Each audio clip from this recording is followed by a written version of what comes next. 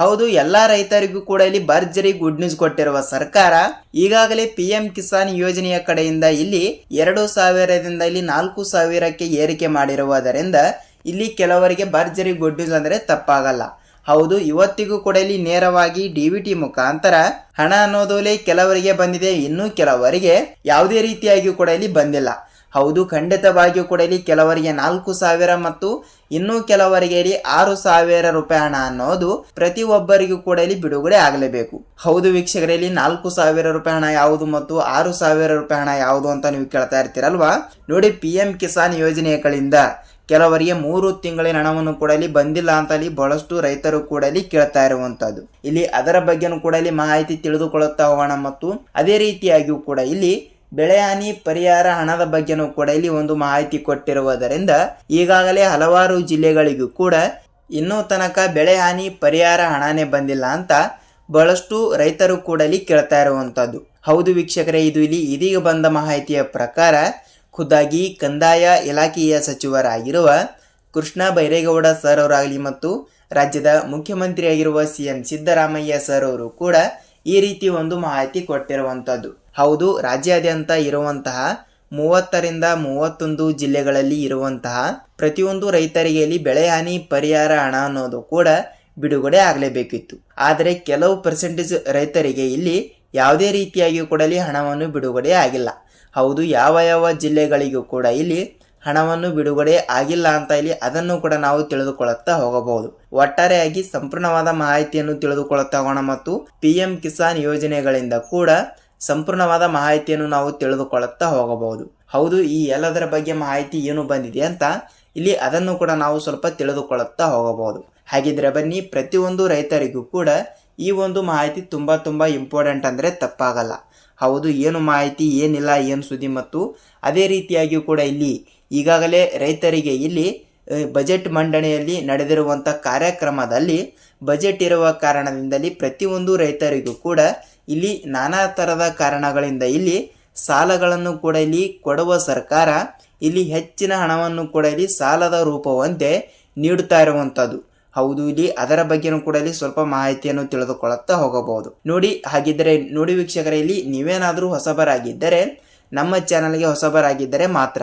ಹೌದು, ನಮ್ಮ ಚಾನಲ್ಗೆ ಹೊಸಬರಾಗಿದ್ದರೆ ನಮ್ಮ ಚಾನಲ್ಗೆ ದಯವಿಟ್ಟು ಸಬ್ಸ್ಕ್ರೈಬ್ ಮಾಡಿ ಮತ್ತು ಅಲ್ಲೇ ಪಕ್ಕದಲ್ಲಿರುವ ಬೆಲ್ ಐಕನ್ ಕೂಡ ನೀವು ಕ್ಲಿಕ್ ಮಾಡಬಹುದು. ಏಕೆಂದರೆ ನಾವು ಪ್ರತಿಯೊಂದು ವಿಡಿಯೋಗಳನ್ನು ಕೂಡ ಇಲ್ಲಿ ಬಿಟ್ಟಾಗ ನಿಮಗೆ ಪಟ್ಟನೆ ನೋಟಿಫಿಕೇಶನ್ ಬರುತ್ತದೆ. ಸೊ ಆದ ಕಾರಣ ನಾವು ಪ್ರತಿಯೊಂದು ವಿಡಿಯೋಗಳನ್ನು ಕೂಡ ಇಲ್ಲಿ ರೈತರಿಗೆ ಉಪಯುಕ್ತವಾಗುವಂಥ ವಿಡಿಯೋಗಳನ್ನು ಕೂಡ ಇಲ್ಲಿ ಮಾತ್ರ ಬಿಡ್ತಾ ಇರ್ತೀವಿ. ಸೊ ಆದ ಕಾರಣ ಈ ಒಂದು ವಿಡಿಯೋನ ಪೂರ್ತಿಯಾಗಿ ನೋಡುವುದರ ಜೊತೆಗೆ ವಿಡಿಯೋನ ಇಷ್ಟವಾದರೆ ಮಾತ್ರ ಒಂದೇ ಒಂದು ಲೈಕ್ ಮಾಡಬಹುದು. ಹಾಗಿದ್ರೆ ಬನ್ನಿ, ಈ ಎಲ್ಲದರ ಬಗ್ಗೆ ಮಾಹಿತಿ ಏನು ಬಂದಿದೆ ಮತ್ತು ರೈತರಿಗೆ ಉಪಯುಕ್ತವಾಗುವಂಥ ಮಾಹಿತಿ ಏನು ಅಂತ ಇಲ್ಲಿ ಅದನ್ನು ಕೂಡ ನಾವು ಸ್ವಲ್ಪ ತಿಳಿದುಕೊಳ್ಳುತ್ತಾ ಹೋಗಬಹುದು. ಹಾಗಿದ್ರೆ ಬನ್ನಿ ವೀಕ್ಷಕರೇ, let's begin start the video.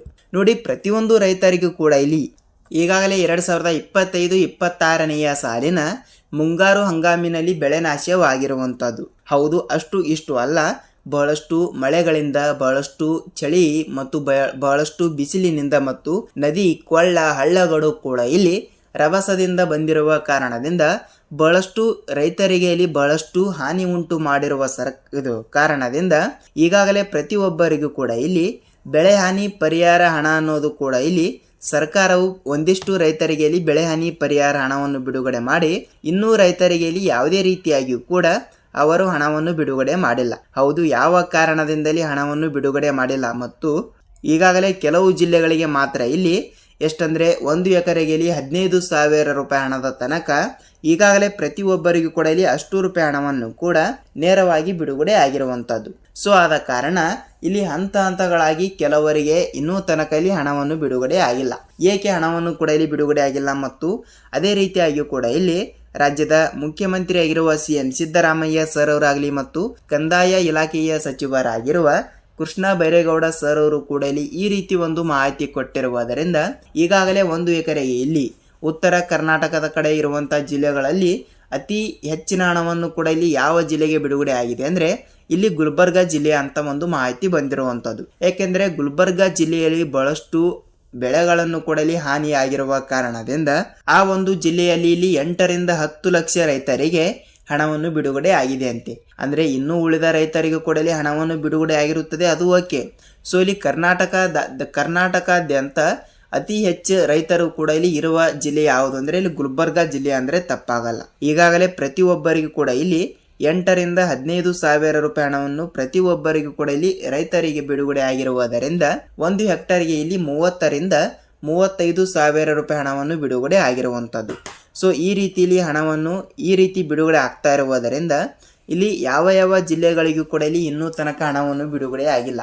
ಈಗಾಗಲೇ 3 ರಿಂದ 4 ಸಾವಿರ ಕೋಟಿ ಹಣವನ್ನು ಇವತ್ತು ಕೂಡ ಇಲ್ಲಿ ಸ್ಟೇಜರಿಗೆ ಬಿಡುಗಡೆ ಮಾಡಿದ್ದೇವೆ ಎಂಬ ಒಂದು ಮಾಹಿತಿ ಕೊಟ್ಟಿರುವುದರಿಂದ ಖಂಡಿತವಾಗಿಯೂ ಕೂಡ ಇಲ್ಲಿ ಇನ್ನೂ ತನಕ ಹಣವನ್ನು ಕೂಡ ನೀವು ಪಡೆದುಕೊಂಡಿಲ್ಲ ಅಂದರೆ ಕೆಲವರಿಗೆ ಕಡಿಮೆ ಹಣನೇ ಬಂದಿದೆ, ಏನೆಂದರೆ 5,000 6,000 ಈ ರೀತಿ ಹಣವನ್ನು ಕೂಡ ಇಲ್ಲಿ ಬಂದಿದ್ದರೆ ನೀವು ತಪ್ಪದೆ ಇನ್ನೂ ತನಕ ನೀವು 8 ರಿಂದ 15,000 ರೂಪಾಯಿ ಹಣವನ್ನು ಪಡೆದುಕೊಳ್ಳಬಹುದು.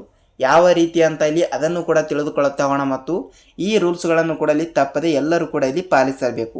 ಹೌದು, ಯಾವ ರೂಲ್ಸ್ಗಳಂತೂ ಅಂತ ಇಲ್ಲಿ ಅದನ್ನು ಕೂಡ ತಿಳಿದುಕೊಳ್ಳುತ್ತಾ ಹೋಗೋಣ ಮತ್ತು ಈಗಾಗಲೇ ಕೆಲವು ಜಿಲ್ಲೆಗಳು ಕೂಡ ಇಲ್ಲಿ ಕೊಟ್ಟಿರುವುದರಿಂದ ಈ ಜಿಲ್ಲೆಗಳಲ್ಲಿ ಇರುವಂತಹ ಪ್ರತಿಯೊಂದು ರೈತರಿಗೂ ಕೂಡ ಒಂದು ಭರ್ಜರಿ ಗುಡ್ ನ್ಯೂಸ್ ಬಂದಿರುವಂಥದ್ದು. ಹೌದು, ಸ್ವಲ್ಪ ಜಿಲ್ಲೆಗಳ ಬಗ್ಗೆನೂ ಕೂಡ ಇಲ್ಲಿ ನೋಡ್ತಾ ಹೋದರೆ ನೋಡಿ, ಜಿಲ್ಲೆಗಳು ಕೂಡ ಇಲ್ಲಿ ಈ ರೀತಿ ಇರುವ ಕಾರಣದಿಂದ ಮೊದಲನೇ ಹಂತದಲ್ಲಿ ಇರುವಂತಹ ಜಿಲ್ಲೆಗಳನ್ನು ಕೂಡ ಇಲ್ಲಿ ನೋಡ್ತಾ ಹೋದರೆ ಕೋಲಾರ ಜಿಲ್ಲೆ, ಚಿಕ್ಕಬಳ್ಳಾಪುರ ಜಿಲ್ಲೆ, ಚಿಕ್ಕಮಗಳೂರು ಜಿಲ್ಲೆ, ಚಾಮರಾಜನಗರ ಜಿಲ್ಲೆ, ಮಂಗಳೂರು ಜಿಲ್ಲೆ, ಮಂಡ್ಯ ಜಿಲ್ಲೆ, ಬಳ್ಳಾರಿ ಜಿಲ್ಲೆ, ಚಿತ್ರದುರ್ಗ ಜಿಲ್ಲೆ, ತುಮಕೂರು ಜಿಲ್ಲೆ, ಬೆಂಗಳೂರು ಗ್ರಾಮಾಂತರ ಜಿಲ್ಲೆ, ಮೈಸೂರು ಜಿಲ್ಲೆ, ಉಡುಪಿ ಜಿಲ್ಲೆ, ಕೊಪ್ಪಳ ಜಿಲ್ಲೆ, ದಾವಣಗೆರೆ ಜಿಲ್ಲೆ, ಹಾವೇರಿ ಜಿಲ್ಲೆ, ಧಾರವಾಡ ಜಿಲ್ಲೆ, ವಿಜಯಪುರ ಜಿಲ್ಲೆ, ಗುಲ್ಬರ್ಗಾ ಜಿಲ್ಲೆ, ಬೀದರ್ ಜಿಲ್ಲೆ, ಬಾಗಲಕೋಟೆ ಜಿಲ್ಲೆ ಮತ್ತು ರಾಯಚೂರು ಜಿಲ್ಲೆ. ನೋಡಿ ವೀಕ್ಷಕರೇ, ಕೇವಲ ಈ 16 ಜಿಲ್ಲೆಗಳು ಕೂಡ ಮೊದಲನೇ ಪಟ್ಟಿಯಲ್ಲಿ ಇರುವಂತದ್ದು. ಹೌದು, ಈ 16 ಜಿಲ್ಲೆಗಳಲ್ಲಿ ಇರುವಂತಹ ಪ್ರತಿಯೊಂದು ರೈತರ ಖಾತೆಗಳಿಗೂ ಕೂಡ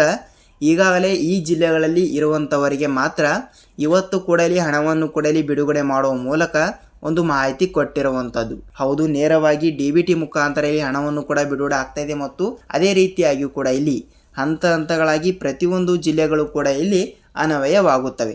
ಸೊ ಆದ ಕಾರಣ ಈ ಜಿಲ್ಲೆಗಳಲ್ಲಿ ಇರುವಂತಹ ಪ್ರತಿಯೊಂದು ರೈತರಿಗೆ ಈಗಾಗಲೇ ಅವರವರ ಜಮೀನಿನ ಪ್ರಕಾರ ಮತ್ತು ಅವರವರ ಜಿಲ್ಲೆಗಳ ಪ್ರಕಾರ ಇಲ್ಲಿ ಹಂತಗಳಾಗಿ ಹಣವನ್ನು ಬಿಡುಗಡೆ ಆಗ್ತಾ ಇರುತ್ತದೆ. ಕೆಲವರಿಗೆ ಹೆಚ್ಚಿನ ರೂಪದಿಂದ ಹಣವನ್ನು ಬರುತ್ತದೆ ಮತ್ತು ಕೆಲವರಿಗೆ ಕಡಿಮೆ ಹಣ ಅಂತೂ ಬಂದರೂ ಕೂಡ ಬರಬಹುದು. ಯಾಕೆಂದರೆ ನೋಡಿ, ನಿಮ್ಮ ಜಿಲ್ಲೆಗಳ ಪ್ರಕಾರ ಮತ್ತು ಅದೇ ರೀತಿಯಾಗಿ ಕೂಡ ನಿಮ್ಮ ಜಿಲ್ಲೆಯಲ್ಲಿ ಇರುವಂತಹ ಬೆಳೆಗಳ ಪ್ರಕಾರ, ಅಂದರೆ ನಿಮ್ಮ ಜಮೀನು ಕೂಡ ಇರುತ್ತದೆಯಲ್ಲ, ಆ ಜಮೀನಿನಲ್ಲಿ ಇರುವಂತಹ ಬೆಳೆಗಳ ಪ್ರಕಾರನೂ ಕೂಡ ಹಣವನ್ನು ಕೂಡ ವಿಂಗಡಣೆ ಆಗ್ತಾ ಇರುತ್ತದೆ, ಅಂದರೆ ಹೆಚ್ಚು ಕಮ್ಮಿ ಆಗ್ತಾ ಇರುತ್ತದೆ. ಅಂದರೆ ದೀರ್ಘಾವಧಿ ಬೆಳೆ, ಅಂದರೆ 1 ವರ್ಷದ ತನಕ ಇಲ್ಲಿ ಬೆಳೆಯುವ ಬೆಳೆಯನ್ನು ನಾವು ದೀರ್ಘಾವಧಿ ಬೆಳೆ ಎಂತಲೂ ಕರೆಯಬೇಕು. ಯಾಕೆಂದರೆ ಉದಾಹರಣೆಗೆ ಕಬ್ಬು, ಈ ರೀತಿ ದ್ರಾಕ್ಷಿ, ದಾಳಿಂಬೆ ಈ ರೀತಿ ಏನೆಂದರೆ 1 ವರ್ಷದ ತನಕ ಇವಕ್ಕೆ ನಾವು ಇಲ್ಲಿ ಬೆಳೆಸಬೇಕಾಗುತ್ತದೆ. ಸೊ ಆದ ಕಾರಣ ಇಂಥ ಬೆಳೆಗಳಿಗೆ ಇಲ್ಲಿ ಸ್ವಲ್ಪ ಹೆಚ್ಚಿನ ರೂಪದಿಂದ ಹಣವನ್ನು ಬಿಡುಗಡೆ ಆಗ್ತಾ ಇರುವಂಥದ್ದು. ಸೊ ಈ ರೀತಿ ಇಲ್ಲಿ ಒಂದು ಮಾಹಿತಿ ಕೊಟ್ಟಿರುವುದರಿಂದ ಖಂಡಿತವಾಗಿಯೂ ಕೂಡ ಈ ಜಿಲ್ಲೆಗಳಲ್ಲಿ ಇರುವಂತಹ ಪ್ರತಿಯೊಂದು ರೈತರಿಗೂ ಕೂಡ ಒಂದು ಭರ್ಜರಿ ಗುಡ್ ನ್ಯೂಸ್ ಅಂದರೆ ತಪ್ಪಾಗಲ್ಲ. ಹಂತಗಳಾಗಿ ಹಣವನ್ನು ಕೂಡ ಇಲ್ಲಿ ಬಿಡುಗಡೆ ಆಗ್ತಾ ಇದೆ, ಅದು ಓಕೆ.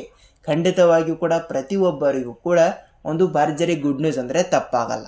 ಹೌದು ವೀಕ್ಷಕರೇ, ಇದಿಷ್ಟು ಈ ದಿನದ ಮಾಹಿತಿ ಮತ್ತು ಈ ಒಂದು ವಿಡಿಯೋದ ಬಗ್ಗೆ ನಿಮ್ಮ ಅನಿಸಿಕೆ ಆಂಡಲಿ ಅಭಿಪ್ರಾಯಗಳನ್ನು ತಿಳಿಸಿ ಮತ್ತು ಅದೇ ರೀತಿಯಾಗಿ ಕೂಡ ಇಲ್ಲಿ PM ಕಿಸಾನ್ ಯೋಜನೆಯ ಈಗಾಗಲೇ ಕೇವಲ ಕೆಲವರಿಗೆ 2,000 ರೂಪಾಯಿ ಹಣವನ್ನು ಬಿಡುಗಡೆ ಆಗಿರುವುದರಿಂದ ಇನ್ನು ಕೆಲವರಿಗೆ ಇಲ್ಲಿ 4,000 ರೂಪಾಯಿ ಹಣ ಅನ್ನೋದು ಪ್ರತಿಯೊಬ್ಬರಿಗೂ ಕೂಡ ಇಲ್ಲಿ ಬಿಡುಗಡೆ ಆಗಲೇಬೇಕು. ಹೌದು, 4,000 ರೂಪಾಯಿ ಹಣವನ್ನು ಕೂಡ ಯಾರಿಗೆ ಬಿಡುಗಡೆ ಆಗ್ತಾ ಇದೆ ಅಂದರೆ ನೋಡಿ, ಇದು ಎಲ್ಲ ರೈತರಿಗೂ ಕೂಡ ಇಲ್ಲಿ ಅನ್ವಯವಾಗ್ತಾ ಇರುವುದರಿಂದ ಪ್ರತಿಯೊಂದು ರೈತರಿಗೂ ಕೂಡ ಈ ಒಂದು ಮಾಹಿತಿ ಗೊತ್ತಿರಬೇಕು. ಈಗಾಗಲೇ PM ಕಿಸಾನ್ ಯೋಜನೆಯ ಕಡೆಯಿಂದ ಹಣವನ್ನು 2,000ದಿಂದ ಇಲ್ಲಿ 4,000ಕ್ಕೆ ಏರಿಕೆ ಮಾಡಿರುವ ಸರ್ಕಾರ ಪ್ರತಿಯೊಂದು ರೈತರಿಗೂ ಕೂಡ ಈ ತಿಂಗಳಿನಲ್ಲಾದರೂ ಕೂಡ 4,000 ರೂಪಾಯಿ ಹಣ ಅನ್ನೋದು ಪ್ರತಿಯೊಬ್ಬರಿಗೂ ಕೂಡ ಇಲ್ಲಿ ಬಿಡುಗಡೆ ಆಗ್ತಾ ಇರುತ್ತದೆ. ಹೌದು, ಖಂಡಿತವಾಗಿಯೂ ಕೂಡ ಇಲ್ಲಿ ತಪ್ಪದೆ ಹಣವನ್ನು ಪಡೆದುಕೊಳ್ಳುತ್ತೀರಿ.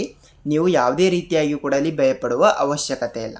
ಖಂಡಿತವಾಗಿಯೂ ಕೂಡ ಈ ಒಂದು ಚಿಕ್ಕ ಕೆಲಸವನ್ನು ಎಲ್ಲರೂ ಕೂಡ ಇಲ್ಲಿ ಮಾಡಲೇಬೇಕು. ನೋಡಿ ವೀಕ್ಷಕರೇ, ಖಂಡಿತವಾಗಿಯೂ ಕೂಡ ಹೇಳ್ತಾ ಇದ್ದೀನಿ, ಎಲ್ಲರೂ ಕೂಡ ಇಲ್ಲಿ FID ಅಂತ ತಪ್ಪದೆ ಮಾಡಿಸಬೇಕು. ಖಂಡಿತವಾಗಿಯೂ ಕೂಡ ಇಲ್ಲಿ FID ಮಾಡಿಸಿದ ರೈತರ ಖಾತೆಗಳಿಗೆ ನೇರವಾಗಿ PM ಕಿಸಾನ್ ಯೋಜನೆಗಳಿಂದಾಗಲಿ ಮತ್ತು ಅದೇ ರೀತಿಯಾಗಿ ಕೂಡ ಇಲ್ಲಿ ಬೆಳೆ ಹಾನಿ ಪರಿಹಾರ ಹಣದ ಬಗ್ಗೆನೂ ಕೂಡ ಇಲ್ಲಿ ಲೈಕ್ ಯಾವುದೋ ಒಂದು ಅಂದರೆ ರೈತರಿಗೆ ಹಣವನ್ನು ಕೊಡಲಿ ಬರಬೇಕಾದರೆ FID ಅನ್ನೋದು ಬಹಳಷ್ಟು ಇಂಪಾರ್ಟೆಂಟ್.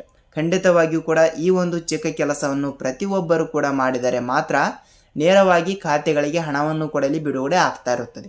ಹೌದು, ಹೇಗೆ ಮಾಡಿಸಬೇಕು ಅಂತ ನೀವು ನಮಗೆ ಕೇಳ್ತಾ ಇದ್ರೆ ಖಂಡಿತವಾಗಿಯೂ ಕೂಡ ನಿಮ್ಮ ತಾಲೂಕಿನಲ್ಲಿ ಇರುವಂತಹ ರೈತ ಸಂಪರ್ಕ ಇಲಾಖೆ ಇಲ್ಲವಾದರೆ ಕೃಷಿ ಇಲಾಖೆಗೆ ನೀವು ಒಂದು ಸಲ ಭೇಟಿ ನೀಡಿ ತಪ್ಪದೆ ನಿಮ್ಮ ಎಲ್ಲ ಡಾಕ್ಯುಮೆಂಟ್ಗಳನ್ನು ಕೂಡ ತೆಗೆದುಕೊಂಡು, ಅಂದರೆ ನಿಮ್ಮ ಜಮೀನಿನ ಪಹಣಿ ಉತಾರಿ ಅದು ಇದೇ ತಿಂಗಳಿನ ಮತ್ತು ಇದೇ ವರ್ಷದ ಆಗಿರಬೇಕು, ಮತ್ತು ನಿಮ್ಮ ಆಧಾರ್ ಕಾರ್ಡ್ ಮತ್ತು ನಿಮ್ಮ ಆಧಾರ್ ಕಾರ್ಡ್ಗೆ ಲಿಂಕ್ ಇರುವಂಥ ಮೊಬೈಲ್ ನಂಬರ್, ನಿಮ್ಮ ಬ್ಯಾಂಕ್ ಪಾಸ್ಬುಕ್. ಸೊ ಈ 2-3 ಡಾಕ್ಯುಮೆಂಟ್ಗಳನ್ನು ಕೂಡ ತೆಗೆದುಕೊಂಡು ಖಂಡಿತವಾಗಿಯೂ ಕೂಡ ಅಲ್ಲಿ ಇರುವಂತಹ ಅಂದರೆ ರೈತ ಸಂಪರ್ಕ ಕೇಂದ್ರದಲ್ಲಿ ಇರುವಂತಹ ಅಲ್ಲಿ ಇರುವಂತಹ ಸಿಬ್ಬಂದಿಗಳಿಗೆ ನೀವು ಒಂದು ಸಲ ಭೇಟಿ ನೀಡಿ ವಿಚಾರಿಸಿದಾಗ ಮಾತ್ರ ಅವರು FID ಅನ್ನೋದು ಮಾಡಿಬಿಡುತ್ತಾರೆ. ಸೊ ಇಲ್ಲಿ FID ಮಾಡಿಸಿದ ರೈತರ ಖಾತೆಗಳಿಗೆ ನೇರವಾಗಿ ಅವರವರ ಜಿಲ್ಲೆಗಳ ಪ್ರಕಾರ ಮತ್ತು ಅವರವರ ಜಮೀನಿನಲ್ಲಿ ಇರುವಂಥ ಬೆಳೆಗಳ ಪ್ರಕಾರ ಬೆಳೆ ಹಾನಿ ಪರಿಹಾರ ಹಣ ಆಗಲಿ ಮತ್ತು PM ಕಿಸಾನ್ ಯೋಜನೆಗಳಿಂದ ಹಣವನ್ನು ಕೊಡಲಿ ಪಡೆದುಕೊಳ್ಳುವ ರೈತರಿಗೂ ಕೂಡ ಎಷ್ಟು ರೂಪಾಯಿ ಹಣವನ್ನು ಕೊಡಲಿ ಸರ್ಕಾರದಿಂದ ಇಲ್ಲಿ ಸಹಾಯಧನವನ್ನು ನೀಡಬೇಕು ಅಂತ ಅಲ್ಲಿ ಕನ್ಸಿಡರ್ ಆಗ್ತಾ ಇರುತ್ತದೆ. ಈ ರೀತಿ ಒಂದು ಮಾಹಿತಿ ಕೊಟ್ಟಿರುವುದರಿಂದ ಖಂಡಿತವಾಗಿಯೂ ಕೂಡ ಈ ಒಂದು ಮಾಹಿತಿ ಎಲ್ಲರಿಗೂ ಕೂಡ ಇಲ್ಲಿ ತಿಳಿದಿರುತ್ತದೆ ಅಂತ ಅಂದುಕೊಳ್ಳುತ್ತೀನಿ. ಹೌದು, ಇದು ಎಲ್ಲರಿಗೂ ಕೂಡ ಉಪಯುಕ್ತವಾಗಿರುವಂಥ ಮಾಹಿತಿಯಾಗಿರುವುದರಿಂದ ಈ ಒಂದು ವಿಡಿಯೋನ ಪೂರ್ತಿಯಾಗಿ ನೋಡೋದಕ್ಕೆ ಧನ್ಯವಾದಗಳು. ಹೌದು ವೀಕ್ಷಕರೇ, ನಾವು ಮತ್ತೊಂದು ವಿಡಿಯೋದಲ್ಲಿ ಭೇಟಿಯಾಗೋಣ. ನಿಮಗೆ ಏನೇ ಡೌಟ್ ಇದ್ದರೂ ಕೂಡ ನೀವು ನಮಗೆ ಕಮೆಂಟ್ ಮೂಲಕ ಮಾಹಿತಿ ತಿಳಿಸಿ, ನಾವು ನೆಕ್ಸ್ಟ್ ಅದರ ಬಗ್ಗೆನೂ ಕೂಡ ಇಲ್ಲಿ ರಿಸರ್ಚ್ ಮಾಡಿ ವಿಡಿಯೋನ ಮಾಡ್ತಾ ಇರ್ತೀವಿ. ನಾವು ಮತ್ತೊಂದು ವಿಡಿಯೋದಲ್ಲಿ ಭೇಟಿಯಾಗೋಣ. ಅಲ್ಲಿಯ ತನಕ ಎಲ್ಲರಿಗೂ ಧನ್ಯವಾದ.